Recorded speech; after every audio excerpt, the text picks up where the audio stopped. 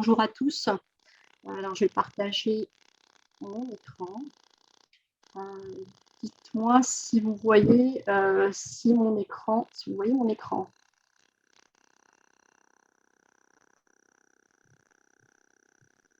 Alors, qu'est-ce que vous avez? Alors, parfait pour moi. Très bien, super.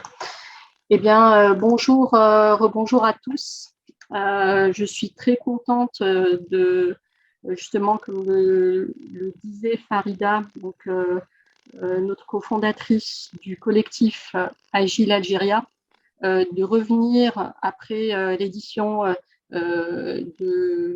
qu'on avait livrée en fin 2021, donc avec une série de conférences, de retours d'expérience, de workshops, donc d'ateliers, avec des keynotes d'ouverture et de clôture. Donc, on vous avait promis justement de revenir. Eh bien, on est là. Et pour rester dans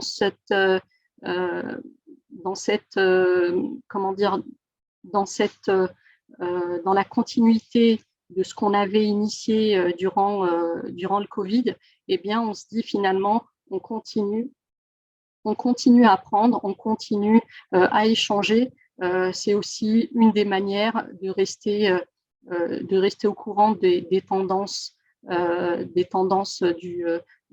mondiales, de ce qui se fait. Donc, en tout cas, pour ma part, je vais tenter d'illustrer dès que l'occasion se présente, par des exemples que j'ai vécus, par des expériences que j'ai vécues dans l'industrie. Donc, pour ma part, je suis Rachida Belfarhat,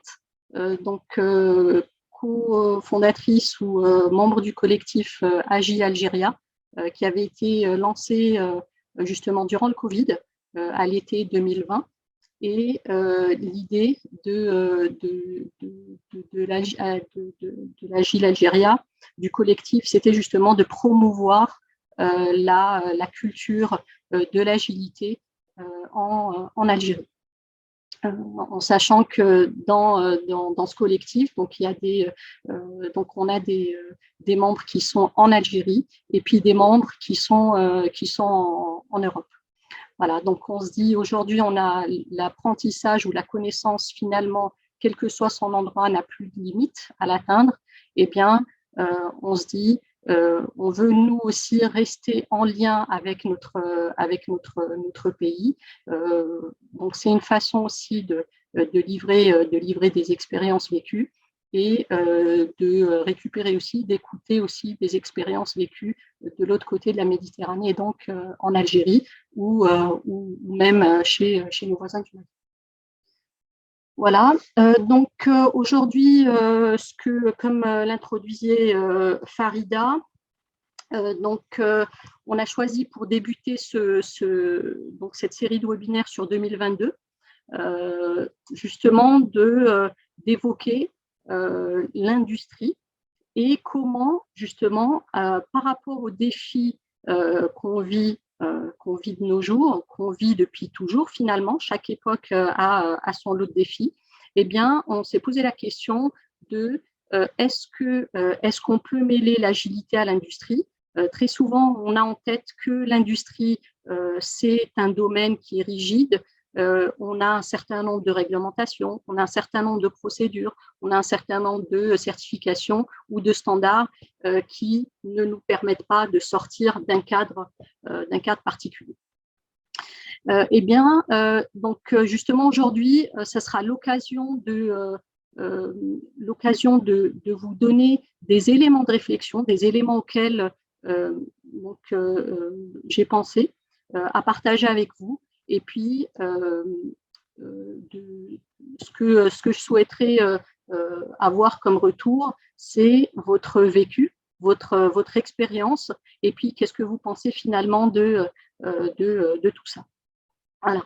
Donc, pour revenir à ça, je disais, je suis Rachida Belfarhat, je suis distributrice d'une solution MES dans le Maghreb. Donc, j'aide les industries a justement passé le cap de la digitalisation, avec du consulting pour savoir justement quels sont les leviers qu'on peut utiliser pour aller de l'avant et pourquoi pas, dans un second temps, s'il y a une nécessité, s'il y a besoin, de mettre en place une solution logicielle. Voilà, et donc d'un autre côté, je vois qu'il y a des personnes qui ont levé la main, et puis d'un autre côté, j'accompagne aussi des entreprises, notamment en Algérie, dans leur gestion de projet, lorsqu'elles souhaitent passer le cap d'une gestion de projet traditionnel vers une gestion de projet un peu différente, et donc pourquoi pas de l'agile. Alors, il faudrait que je vois qui a levé la main. Monsieur Moussaoui, vous souhaitez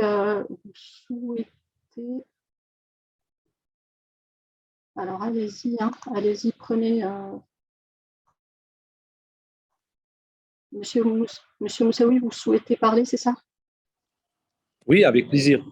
Mais après, quand vous terminez, je fais une petite intervention après. D'accord, je pensais que vous aviez levé la main, je voyais une main levée. Très bien. Voilà, donc, et puis donc, ici, donc, depuis maintenant bientôt 20 ans, donc, je suis en Europe, j'ai accompagné plusieurs industries ici en Europe et puis en Asie dans le déploiement de solutions pour le pilotage de la qualité de la production. Voilà. Bon, c'est parti. Donc, n'hésitez pas. Donc, si vous avez des remarques, si vous avez des questions, que vous souhaitez intervenir, eh bien, levez la main.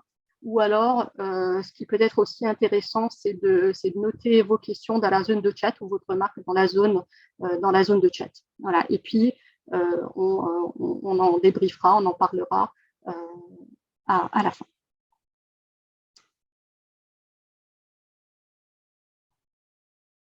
Voilà, donc pour cette journée, du 16 avril, donc pour Yawm al-Ilm, on a souhaité justement lancer cette série de webinaires. Justement, je voulais faire un petit coucou à cette date qu'on connaît, qui nous est chère. Alors, pour justement au niveau des pistes de réflexion ou des notes que j'ai souhaité partager avec vous, j'ai pensé justement à parler un peu des défis ou des problématiques ou des challenges qu'ont les industries aujourd'hui. Donc ensuite, effectivement, sur le titre de notre webinaire, on a dit qu'on allait essayer de mêler, de voir si la combinaison agilité industrie 4.0 était gagnante. Donc avant cela, on va voir de quoi il s'agit. De quoi est-ce qu'on parle quand on dit agilité, et puis de quoi il s'agit quand on parle d'industrie 4.0. Quels sont les objectifs de cette fameuse industrie 4.0? Quels sont les éléments composants de cette industrie 4.0? Quels sont les éléments qui favorisent la réussite de l'industrie 4.0? Des pistes de réflexion pour faire un peu la synthèse de tout. Et puis justement, est-ce qu'il y a quelque chose après l'industrie 4.0? Voilà, on clôturera comme ça. Et puis surtout, n'hésitez pas à noter vos réflexions, vos remarques dans la zone de chat. Ou alors, si vous souhaitez absolument intervenir, n'hésitez pas à lever la main. Alors, au niveau des challenges, l'un des challenges, justement, l'un des défis des industries qu'on a remarqué, c'était justement une productivité qui était en baisse. Donc, on a pensé justement que c'était du fait que le secteur manufacturier peinait à améliorer donc sa productivité et donc justement par rapport au siècle dernier, justement, où l'industrie manufacturière avait mis en œuvre de nombreux concepts pour l'optimisation de la production, comme comme le Lean, comme le Six Sigma qui nous vient du Japon. Donc, ces méthodologies, finalement, elles ont permis de faire avancer, d'améliorer beaucoup de points, mais finalement, il semble qu'aujourd'hui, on a des gains de productivité qui ne sont pas finalement qui n'atteignent pas l'ambition de certaines entreprises ou de certains chefs d'entreprise. Voilà. Un autre élément, un autre challenge qu'on voit, c'est justement la perturbation de la chaîne d'approvisionnement. On n'a pas meilleur exemple de perturbation de la chaîne d'approvisionnement que justement les deux derniers épisodes que nous avons vécus. Dont l'un que nous avons vécu et l'autre qu'on continue, enfin qu'on vit actuellement. Donc l'épisode de la pandémie mondiale, du Covid, et puis le deuxième c'est la guerre actuelle justement en Ukraine. On a beaucoup, on le voit beaucoup ici en Europe, on le voit aussi en Algérie. On a énormément de mal parfois à s'approvisionner, à importer, parce que les frontières sont fermées ou alors on a une défaillance chez notre fournisseur qui peut se trouver en Asie ou ailleurs. On a un autre challenge, c'est justement la qualification des personnels. Ce point-là, on le vit, je le vis pas mal ici depuis maintenant plusieurs années. Ici en Haute-Savoie où je vis, dans la vallée de l'Arve. Donc la vallée de l'Arve qui est la capitale française de la mécanique de précision. Eh bien, on a beau dire que on dit beaucoup qu'il y a énormément de chômage, mais on a aussi, contrairement à ça, beaucoup d'entreprises, beaucoup d'industries qui peinent à recruter, qui parfois même mettent de grands panneaux devant leur devanture pour dire qu'ils sont à la recherche de personnel qualifié ou parfois même pas qualifié, pas forcément avec une grande expertise. On a aussi un autre donc ce qu'on voit au niveau de la qualification des personnels, c'est tout simplement est-ce que mon personnel est assez à la compétence ou à la certification qu'il faut pour pouvoir utiliser, pour pouvoir programmer telle ou telle machine. Ça, je l'ai beaucoup entendu en Algérie. On a une machine, mais pour l'instant, on n'a pas le personnel qu'il faut ou du fait des frontières fermées. Normalement, mon fournisseur devait venir et finalement, on n'a pas pu. Et donc, on est en manque de compétences. Et donc, notre matériel ou notre machine ou notre équipement dernier cri ne peut finalement pas donner le rendement ou ne peut tout simplement pas fonctionner. Un autre challenge, c'est la protection de la data. C'est justement à ce niveau-là, on a plus on a de la technologie dans nos industries, plus on se dit est-ce que finalement ma data elle est bien protégée. Beaucoup d'entreprises se posent la question d'être en SaaS ou d'être en on-premise. Eh bien, sachant que la data essentiellement des industries donc la data et sa donnée quand même, sa donnée et finalement comment le dire, c'est une donnée à protéger parce que c'est son savoir-faire, parce que c'est sa connaissance, parce que c'est son métier. Eh bien, tout simplement, cette data est à protéger. Il y a aussi le fait de dire. Donc après, on a beaucoup de solutions donc pour la protection de la data. Essentiellement, si qu'on soit en système, en réseau filaire ou en Wi-Fi. On va voir donc un autre challenge, c'est les produits customisés. Donc on sait qu'on a on a des clients finaux qui sont de plus en plus exigeants et donc qui nécessitent d'avoir un produit qui a telle ou telle particularité, telle ou telle spécificité, alors qu'avec un autre produit de son concurrent, c'est quelque chose qui est similaire, sauf qu'il y a de la spécificité, ce qui donne de la complexité, ce qui donne de la difficulté au niveau de l'industrie, parce qu'il va y avoir des réglages en plus à faire, et donc pour peu que la série du produit customisé à fabriquer soit courte, eh bien, on va avoir des réglages, donc une machine qui est arrêtée, des réglages à faire dessus, et qui dit machine arrêtée dit perte de productivité. On va avoir aussi un autre challenge, c'est les installations des infrastructures figées.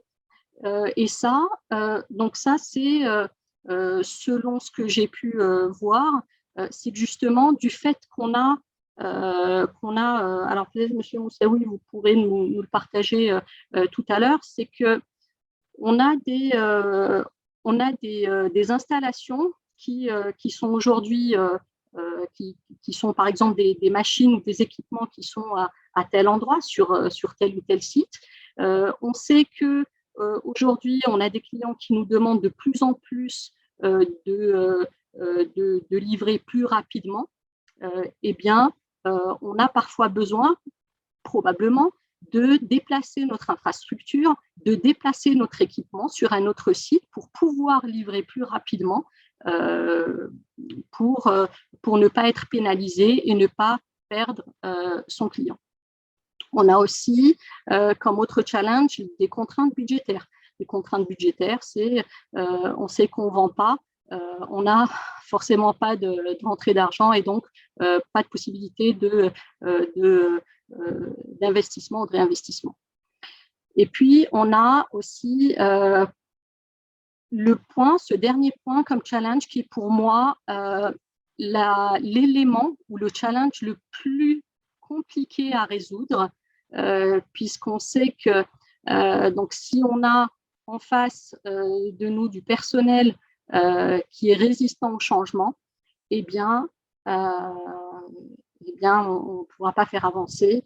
On aura beau apporter les meilleures solutions ou les meilleurs outils ou les meilleurs équipements, eh bien, ils ne seront pas adoptés par notre personnel qui est résistant au changement, sachant que ce personnel métier, c'est celui qui apporte finalement la valeur ajoutée à l'entreprise, c'est lui qui fait avancer la production et donc le cœur de métier de l'entreprise.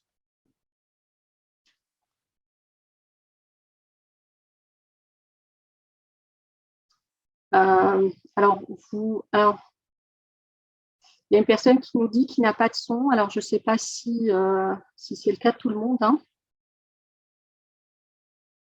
Voilà, il faut vérifier vos paramètres de Zoom, effectivement.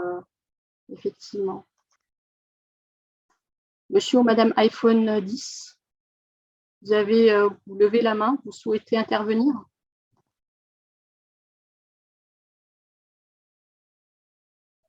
Oui, je vous ai lancé une demande de réactivation du son. Vous pouvez activer votre son.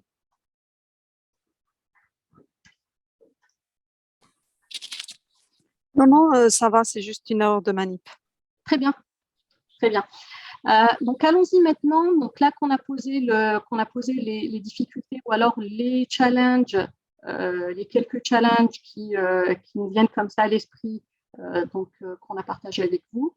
Donc, maintenant, rentrons un peu plus dans notre thème. C'est la combinaison de l'agilité et de l'industrie 4.0 est-elle possible? Et donc, avant d'aller dans ça, eh bien, regardons qu'est-ce qu'est l'agilité. Alors, je vais vous demander, s'il vous plaît, d'éteindre vos micros, s'il vous plaît. Voilà. Merci. Donc, alors, si on parle d'agilité, la naissance de l'agilité, eh bien, elle remonte à quand? Ou en tout cas, de notre mémoire, de quand est-ce qu'on peut justement faire le lien de l'agilité dans le monde industriel. Donc, la naissance de l'agilité, donc si on revient dans le temps, eh bien, je vais vous demander, s'il vous plaît, d'éteindre vos micros. Je vais vous demander d'éteindre vos micros, s'il vous plaît.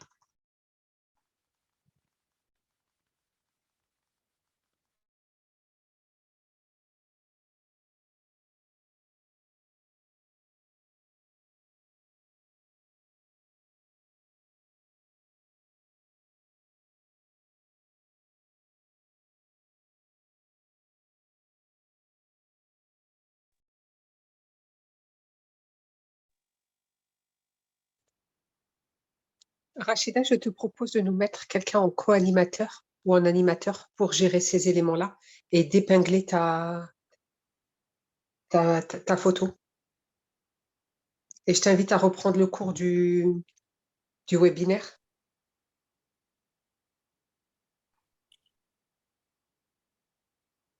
Je crois qu'elle a coupé le son intentionnellement.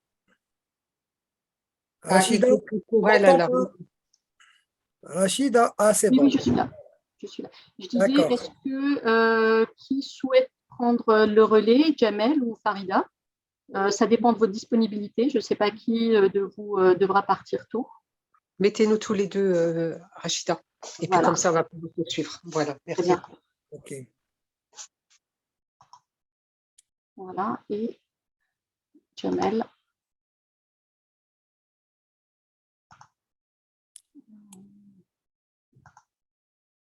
Ok, pour l'instant, donc je ne peux en mettre qu'un seul. Donc j'ai mis Farida. Pas de souci, vas-y. Ça marche, ok. Merci à vous. Très bien, donc revenons sur l'agilité. Donc si on remonte au siècle dernier au niveau des années 30-40, on a la notion de cycle de vie itératif et incrémental en production.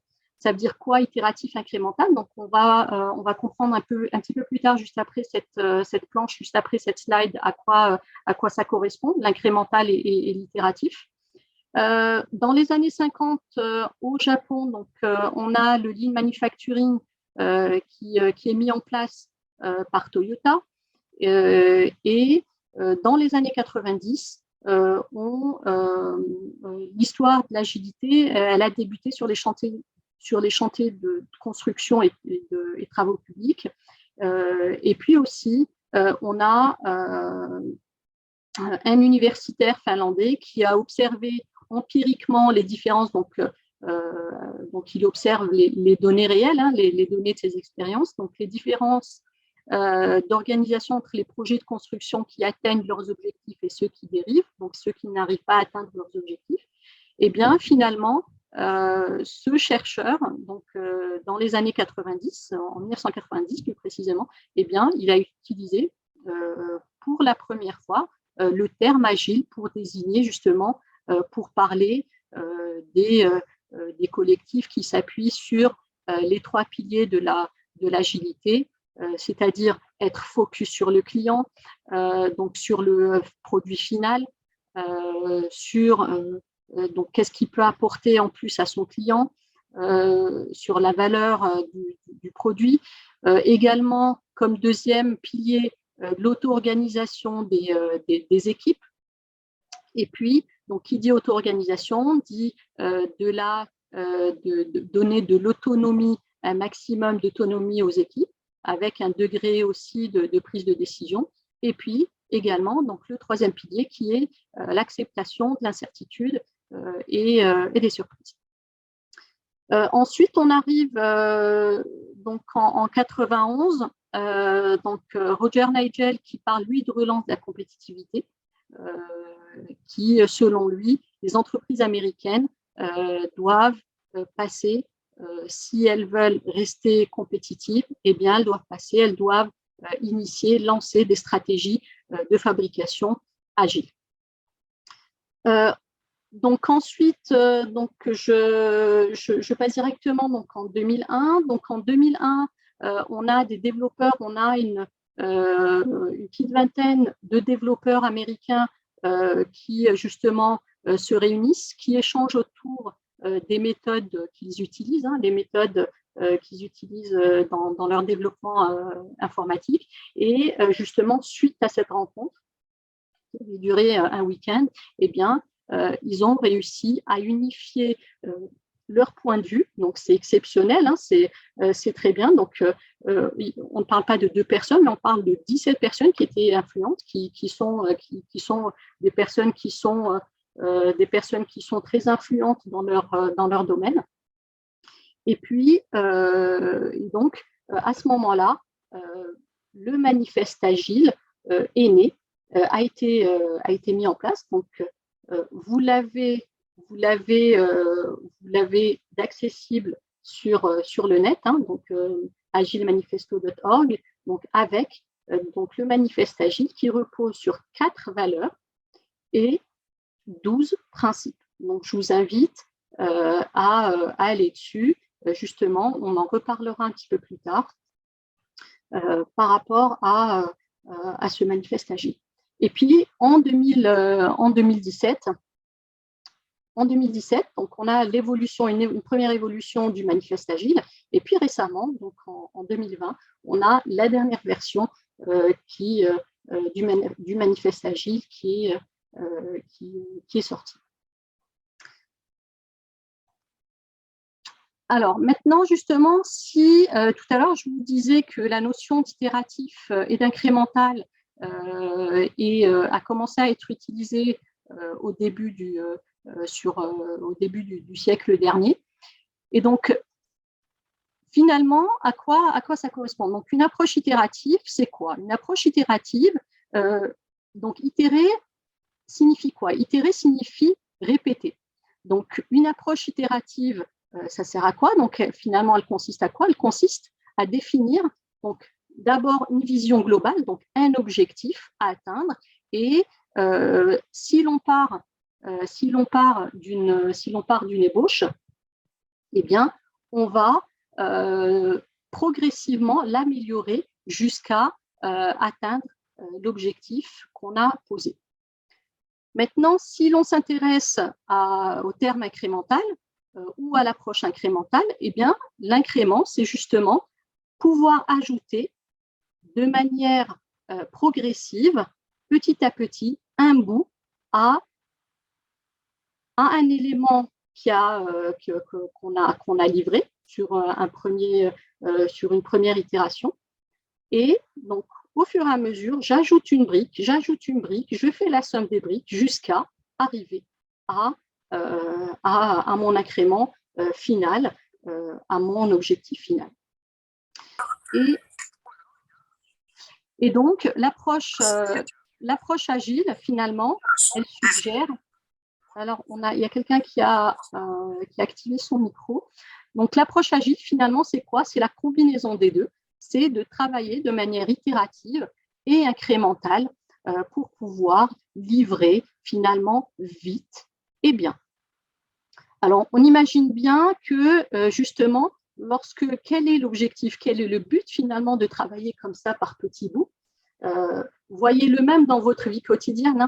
Le but, finalement, c'est de pouvoir, lorsqu'on arrive à un petit incrément, donc un bout de notre solution finale, eh bien, on peut, si on la suggère à nos partenaires, à notre client, eh bien, ce client ou ce partenaire, eh bien, il peut me l'améliorer, il peut me faire son retour, son feedback pour que je puisse l'améliorer. Et donc, il vaut mieux éventuellement, si ça ne convient pas du tout à notre client, qu'on mette de côté ce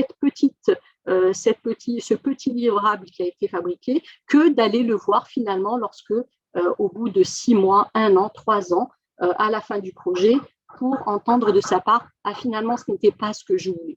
Voilà. Donc là, on a non seulement un gain de temps, mais aussi donc minimiser les pertes qu'on peut avoir, en sachant que la direction que l'on va prendre lorsqu'on va sortir un livrable, l'idée, c'est aussi de pouvoir, à la fin d'une itération, de pouvoir prendre d'autres directions qu'on n'avait pas forcément imaginées par rapport à l'objectif viser à l'objectif qu'on avait posé au départ.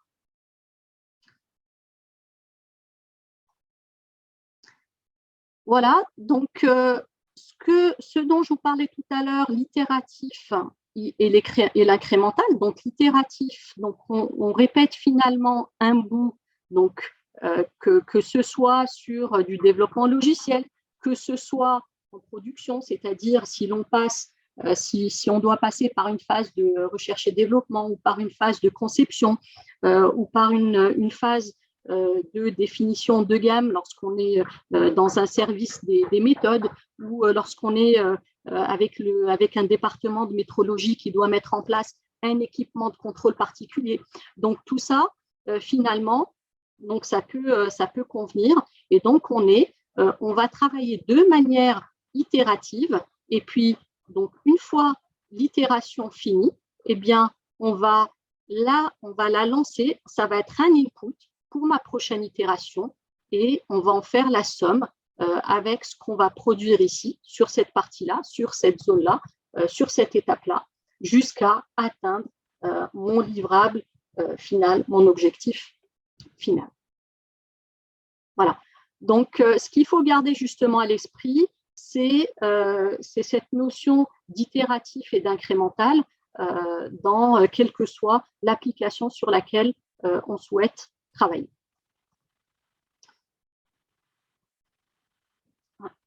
On a un petit, je ne sais pas si...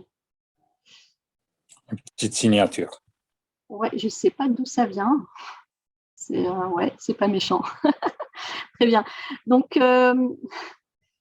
l'industrie 4.0, c'est quoi l'industrie 4.0? Donc l'industrie 4.0, eh bien, comment c'est né, comment c'est venu? Eh bien, on doit remonter pareil dans le temps, comme on l'a fait pour l'agilité, comment est-ce qu'elle est née. Eh bien, la toute première, on va parler de première révolution industrielle lorsqu'on a mis en place la mécanisation ou aussi la machine à vapeur ou alors les premiers systèmes hydrauliques. Donc, vers la fin du XVIIIe siècle.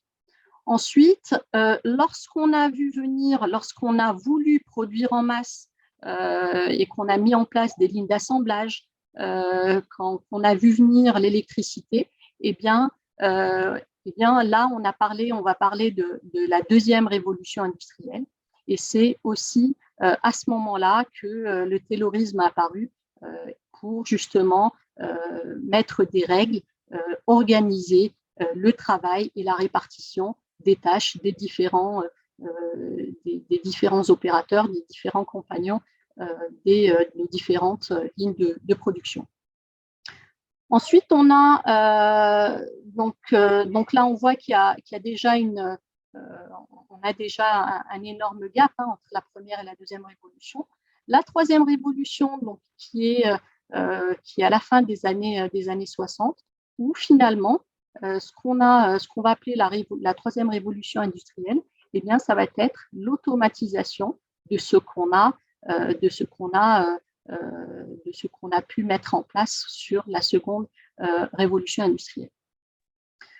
Ensuite, il y a eu un événement, donc l'automatisation aussi donc, est accompagnée de l'avènement de l'informatique, l'avènement de l'ordinateur.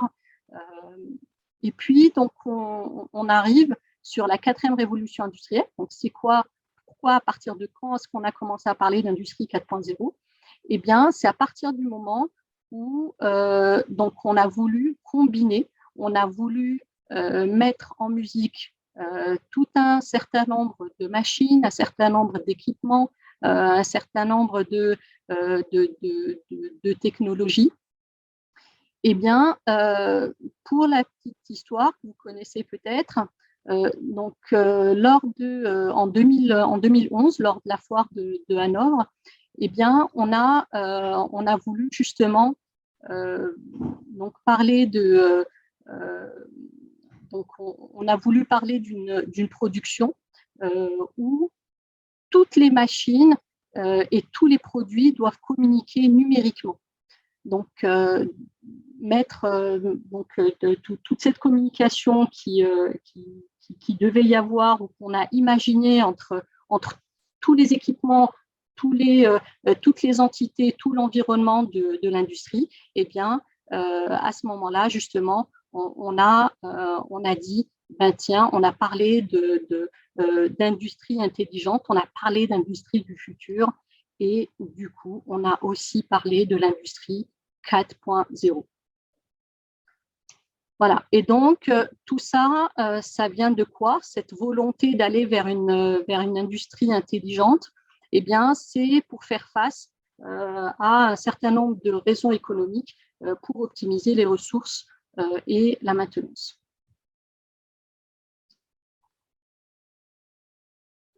Alors, les objectifs de l'industrie 4.0, donc les objectifs de l'industrie 4.0, c'est à quoi tend, pourquoi est-ce qu'on a besoin de cette industrie 4.0, donc de mettre en musique l'ensemble des acteurs, ou l'ensemble des ressources, qu'elles soient matérielles ou humaines, eh bien, les objectifs, ou l'un des objectifs auxquels on peut penser, c'est de livrer rapidement, puisqu'on sait que finalement, on a parfois des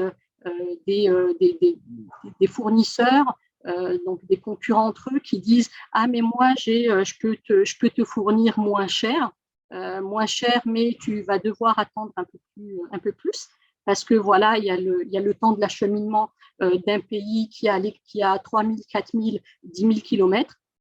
Eh bien non. Donc ça, c'est par exemple un point auquel justement ces fournisseurs ou ces équipementiers repensent, parce qu'elles doivent livrer rapidement. C'est-à-dire que le coût finalement n'est plus le seul moyen de pression, si on peut le dire ainsi, mais la livraison rapide, c'est ce qui va compter.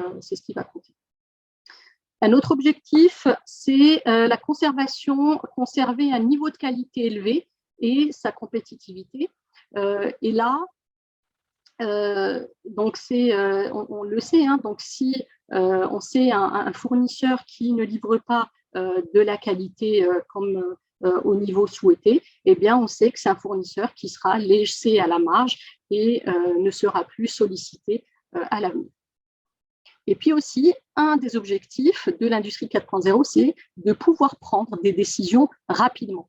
Et donc là, prendre des décisions rapidement, ça veut dire quoi? Ça veut dire avoir, et ça c'est un point très important si vous le souhaitez, si vous souhaitez garder un des points, c'est un des points qu'il faut conserver de cet échange qu'on a aujourd'hui, c'est d'avoir une data qui est disponible n'importe quand, depuis n'importe quel endroit.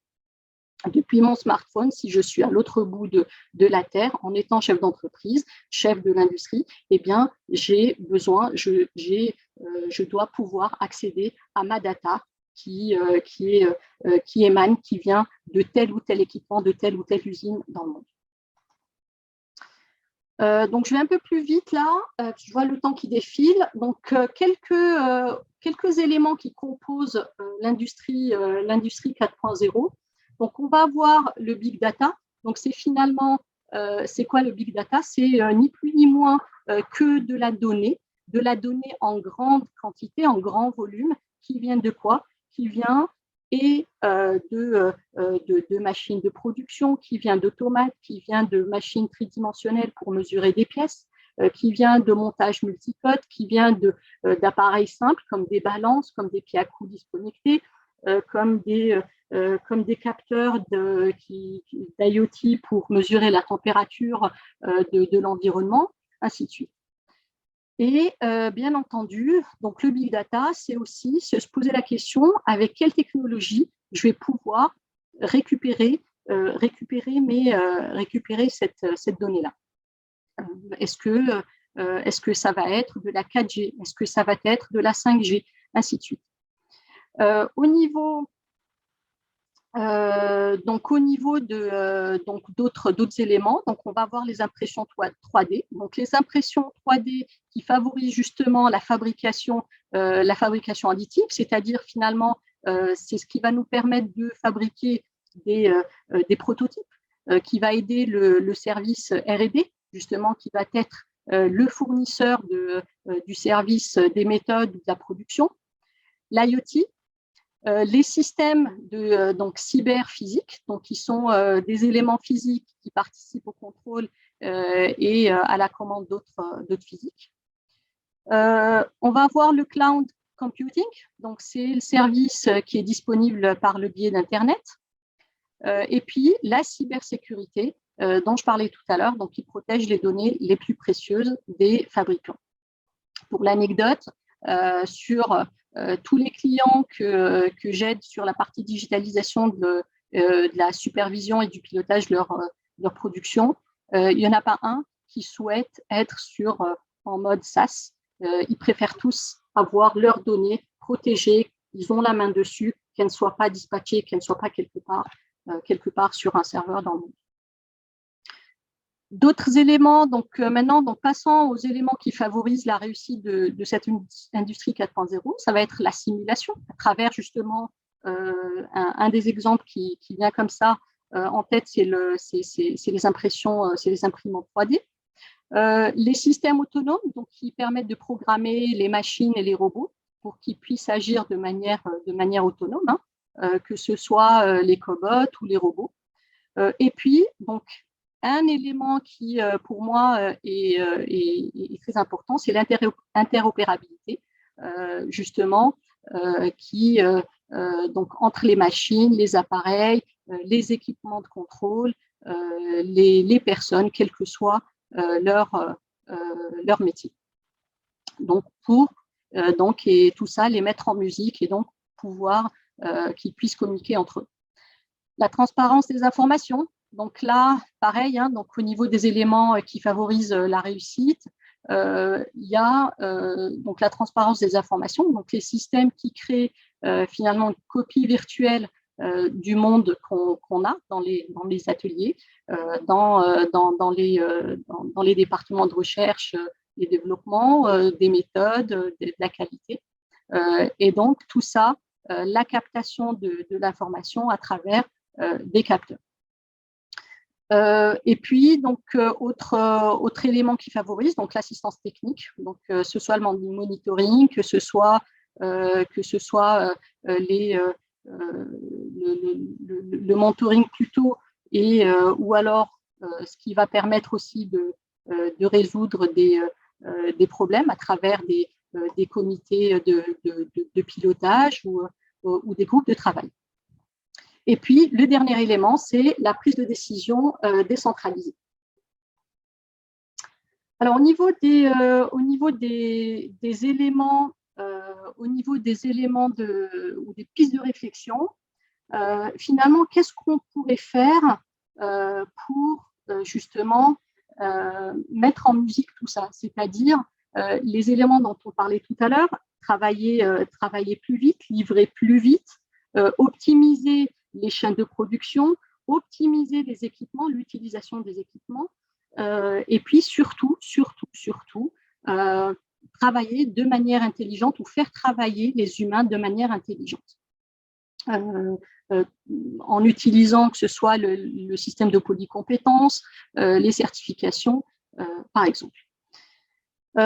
Donc, les quelques pistes de réflexion que je pose là, que je vous invite à éventuellement à commenter si vous le souhaitez. Repenser les façons de travailler, donc en accélérant, donc ce qui permet justement d'accélérer et déléguer la prise de décision, améliorer l'excellence, donc améliorer l'exécution des tâches, et puis repenser la façon de travailler, c'est aussi je le lis avec ce dernier point qui est le choix pertinent de ses partenaires.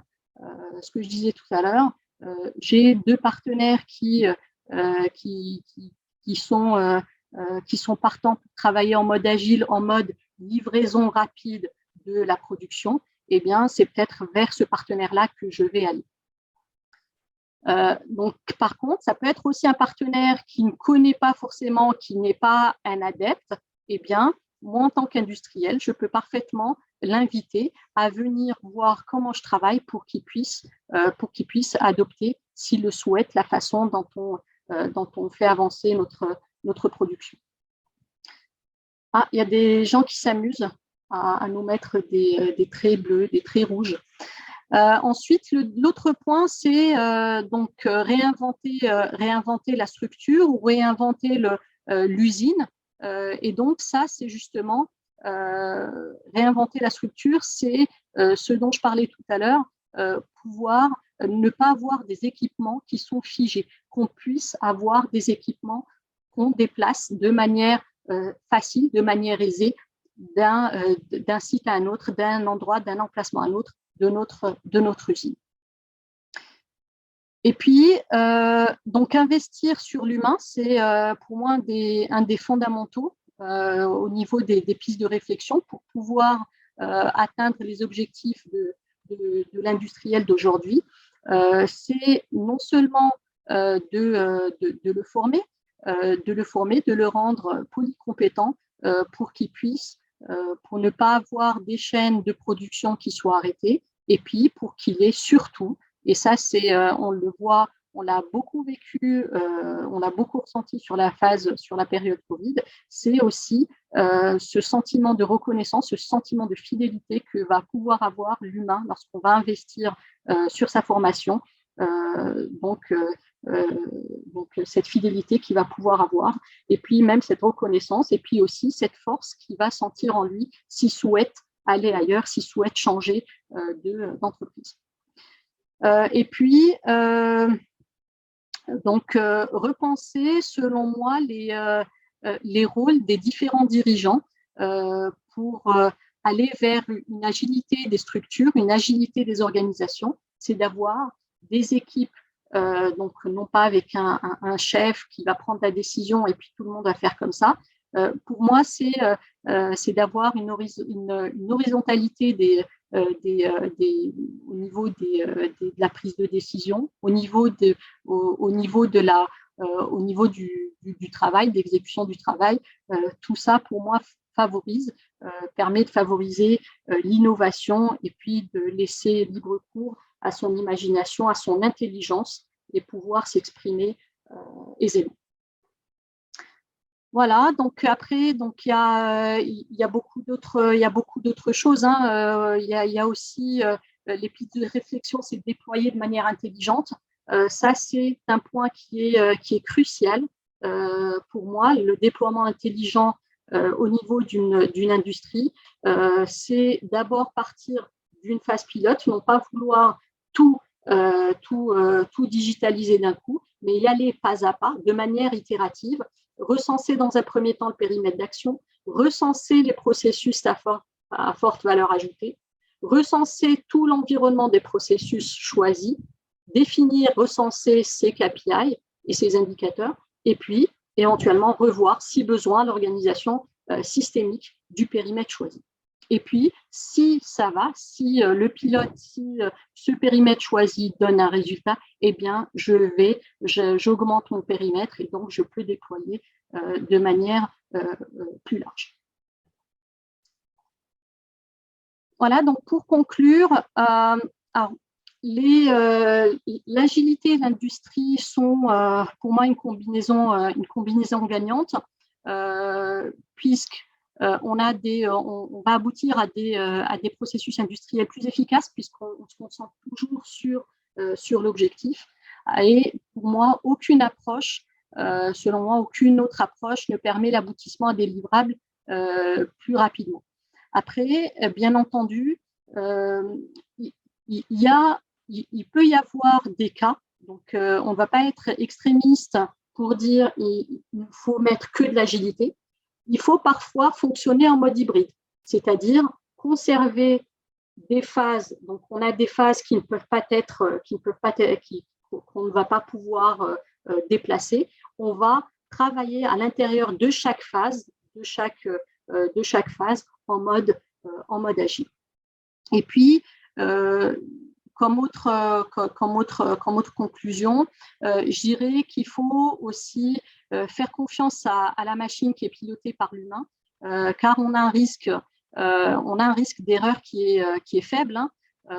Donc, quand on pense, le parallèle que je peux vous faire, c'est pour ceux qui ont fait du développement informatique, lorsqu'on veut tester en routine un certain nombre de processus, donc par exemple, quand on veut faire un certain nombre de tests unitaires, eh bien, il y a tout intérêt à automatiser tout ça pour ne pas que ce soit chronophage pour l'humain, et surtout pour éviter le risque d'erreur, parce qu'on sait que lorsque on fait une tâche de manière répétitive, eh bien, on est plus induit, on est induit en erreur très facilement. Voilà, et puis donc, comme je l'indiquais tout à l'heure, donc un fonctionnement en mode hybride, pour moi, c'est quelque chose d'important. Et puis, surtout, digitaliser de manière progressive et itérative, pourquoi pas passer par des phases pilotes. Alors, qu'est-ce qui viendrait après l'industrie 4.0 ? Donc, l'industrie 4.0, donc si on résume un peu ce qu'on a dit, donc elle met l'accent sur l'automatisation,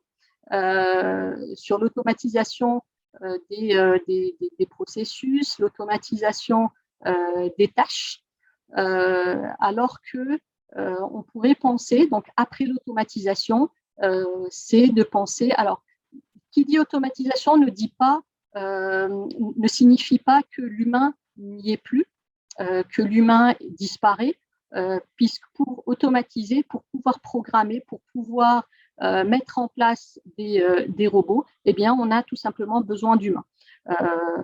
Vous me direz, l'humain, cette personne qui va programmer ne peut pas être l'opérateur ou le compagnon en atelier. Eh bien, si, en le formant, en allant petit à petit, en le rendant autonome sur ces parties-là, eh bien, on va conserver l'humain.